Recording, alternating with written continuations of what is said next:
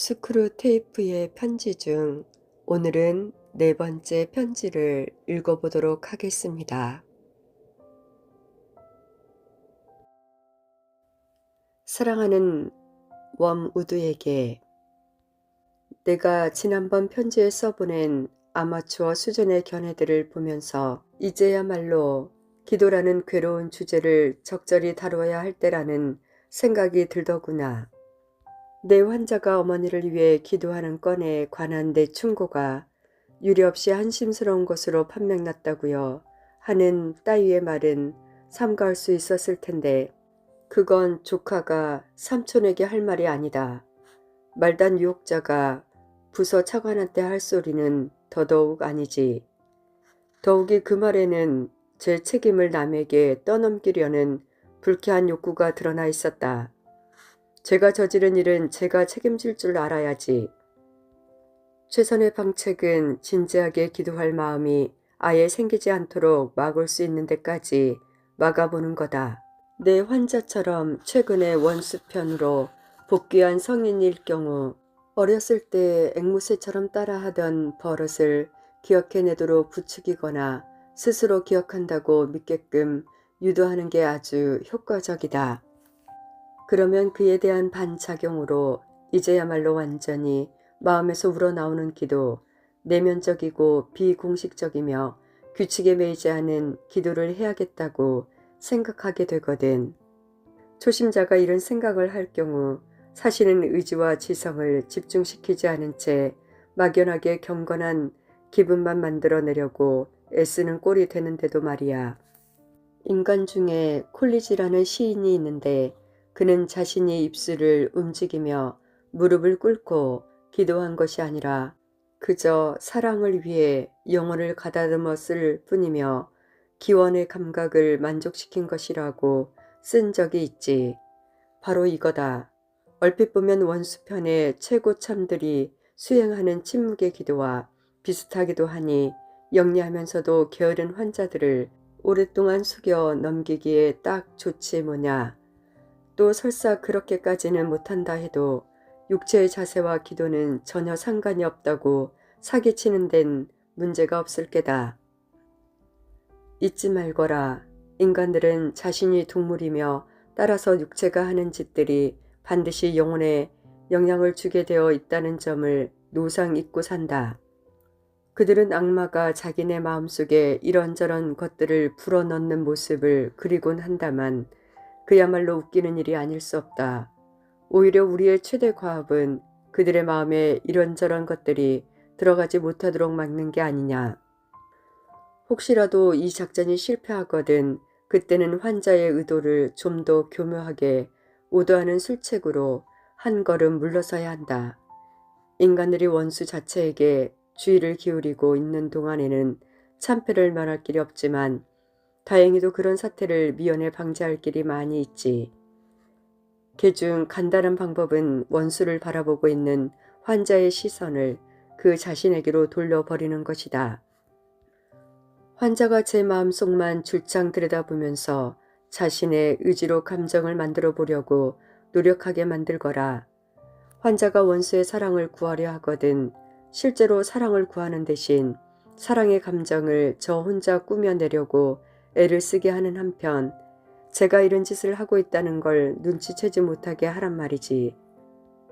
용기를 구하려 하거든 마치 용기가 불끈 솟아나는 것처럼 느끼려고 애쓰게 하고 또 용서를 구하려 하거든 용서받은 것처럼 느끼려고 애쓰게 하거라. 제가 원하는 감정을 꾸며내는 데 성공했느냐의 여부에 따라 기도의 성패를 평가하게 만들라고.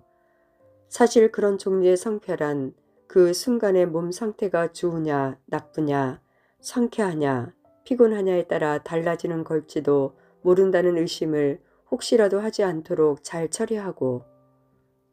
물론 그동안 원수도 놀고 있는 건 아니다. 기도의 자리에는 언제나 원수가 즉각 행동을 개시할 위험이 있지. 저나 우리나 순전한 영적 존재로서 마땅히 지켜야 할 채통이 있는 법인데도 그 작자는 냉소적일 정도로 여기에 무관심한 나머지 인간 동물들이 무릎을 꿇을 때 아주 창피스러운 방식으로 자신에 대한 지식들을 쏟아부어 준단 말이야. 하지만 환자의 의도를 오도하려는 첫 번째 시도가 원수의 저지로 실패한다 해도 우리에게 훨씬 더 정교한 무기가 남아있다. 인간들은 처음부터 원수를 직접 인식할 수는 없지. 불행히도 우리는 직접 인식하고 싶지 않으려야 않을 수가 없지만 말이다. 우리네 삶의 영원한 고통의 원인을 만드는 그 소름 끼치는 광채, 칼로 찌를 듯 아프고 불로 지질 듯 무서운 그 불길을 인간들은 절대 모른다. 기도하는 내 환자의 마음속을 들여다보면 알겠지만 우리가 아는 원수의 이런 모습은 눈을 씻고 찾아도 없어. 그가 마음을 모아 기도를 바치고 있는 대상을 찬찬히 들여다보면 아주 웃기는 요소들이 엄청 뒤섞여 있는 합성물이 보일 게다. 일단 원수가 성욕신이라는 망신스러운 사건을 벌이는 동안 보여주었던 모습에서 나온 이미지가 들어있을 테고, 다른 두 위격에 관해서는 성자에 대해서보다 더 모호한, 짐작건대 꽤나 미개하고 유치한 이미지가 들어있겠지. 숭배의 감정에서 나온 이미지들도 일부 있겠고, 환자는 주관적인 숭배의 감정을 객관화시켜서 그것을 곧 제가 경외하는 대상의 속성으로 생각해 버리거든. 나는 환자가 자기 하나님이라고 일컫는 존재가 어디 있는지 그 위치, 침실, 천장, 모퉁이 좌측이나 자기 머릿속 또는 벽에 걸린 십자가까지 짚을 수 있었던 경우들을 알고 있다. 그 합성물의 성격이 어떻든 간에 너는 환자가 바로 그것, 자신을 만든 그 유격이 아니라 자신이 만들어낸 그것에 대고 기도하도록 붙들어 매야 한다. 환자를 잘 부추겨서 자신이 만든 합성물의 내용을 끊임없이 바로잡고 향상시키는 일에 큰 의미를 부여하게 하고 기도하는 내내 그 합성물을 눈앞에 떠올리게 할 수도 있지. 그런데 만에 하나 환자가 그 차이를 구별하게 되는 경우, 즉 내가 생각하는 당신이 아니라 하나님 당신이 알고 계시는 당신을 향해 의식적으로 기도의 방향을 돌리게 되는 경우가 발생할 시에는 우리는 즉시 궁지에 빠지고 만다. 환자가 자신이 가지고 있던 생각과 이미지들을 모조리 내던져 버리기라도 한다면 혹시 일부 남는다 해도 그 생각과 이미지들이 주관적인 것에 지나지 않는다는 걸 전심으로 인정하는 가운데 눈에 보이지는 않지만 분명히 그 방 안, 자신의 곁에 실제로 존재하며 객관적으로 외재하는 그 존재에게 자신을 맡겨 버리기라도 할 때에는 그 이후의 일을 장담하기가 정말 어렵다. 그런 상황, 그러니까 진짜 벌거벗은 영혼으로 기도하는 상황을 피하려고 할 때 인간들도 사실은 자신이 생각하는 것만큼 이런 상황을 바라지 않는다는 사실을 알면 도움이 될 게다. 그런데 때로 그들이 기대하지 못했던 것을 얻을 수도 있으니원.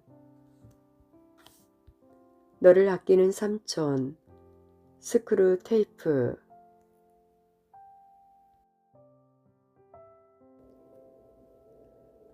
네 번째 편지를 읽으면서 저는 나의 기도 생활을 들여다보게 되었습니다.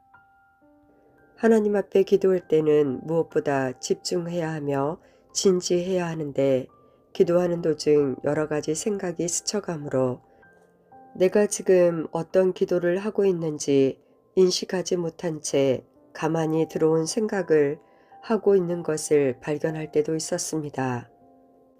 악마는 우리가 진지하게 기도할 마음이 아예 생기지 않도록 막을 수 있는 데까지 막아보아야 한다고 말하고 있습니다. 때로는 육체의 피곤함과 이런저런 생각으로 마음이 흐트러짐으로 기도에 집중하지 못하고 마음에서 간절히 기도하고자 하는 열망이 사라지는 경우들을 경험하게 됩니다.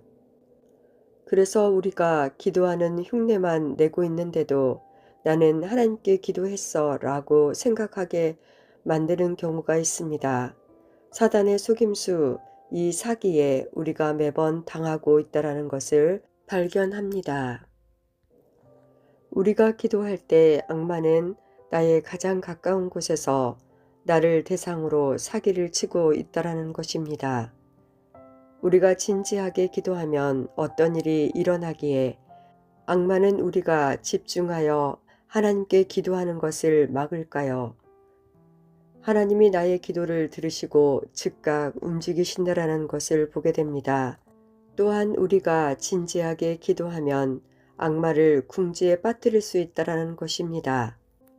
성경은 기도할 때 하나님을 믿는 믿음으로 기도하고 구하는 것을 이미 받은 줄로 확신하며 의심하지 말고 기도하라고 말씀합니다. 우리의 모든 생각을 사로잡아 오직 하나님께 집중함으로 하나님을 만나는 기도가 있기를 바랍니다.